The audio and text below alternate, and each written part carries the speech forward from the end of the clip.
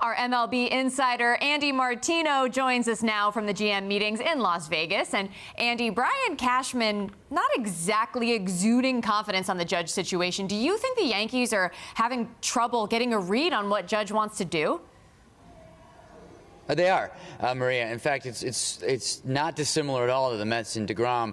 You have two situations where star players are free agents, and the teams are really kind of doing the same reading of tea leaves and guesswork that fans and media are doing, trying to figure out exactly what the players want. So in the case of the Yankees and Judge, it's like they know what he said publicly.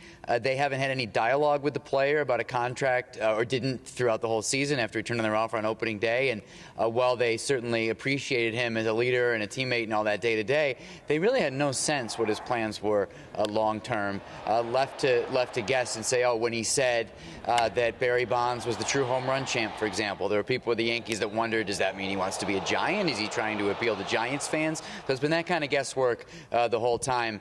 Cashman also, I wouldn't read too much into the lack of enthusiasm in the sense that he likes to kind of play it cool and straight and monotone with all of these situations. But it's definitely true and fair to say that the Yankees don't know what a Judge wants exactly and what he's going to do.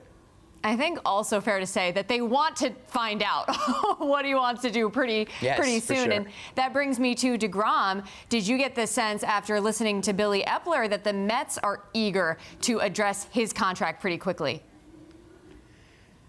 They're eager, but, talking to people in the organization too, Maria, they're realistic about the fact that the teams can't always control how long a free agency takes. They know DeGrom's going to go and talk to other clubs and explore free agency for the first time in his career, and they'd love to have resolution on that as soon as possible. But also, look, they weren't as aggressive as they were with Diaz. They made Edwin Diaz this huge historic offer for a reliever, got it done before the beginning of free agency. With DeGrom, I suppose they could have moved in that direction, but it was clear that Diaz was a higher priority for the team. So the Mets are willing to let DeGrom go and explore, and they want the player. They want to know if they're going to get the player. Obviously, that has a lot of other implications for their budget this offseason. But also, if another team wants to go crazy, give DeGrom 4 years at some very, very high number, $40 million or more, the Mets are going to probably go ahead and let that other team do that and move on. So they have to see how this plays out, and that is going to take some time.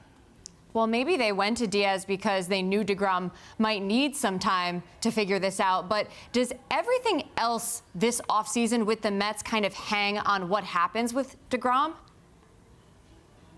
Well, it does in the sense that you're talking about committing somewhere in the range of potentially $40 million a year. You're talking about a Mets team that doesn't love the idea of going over that final so-called Steve Cohen tax, which this year's $293 million in the payroll.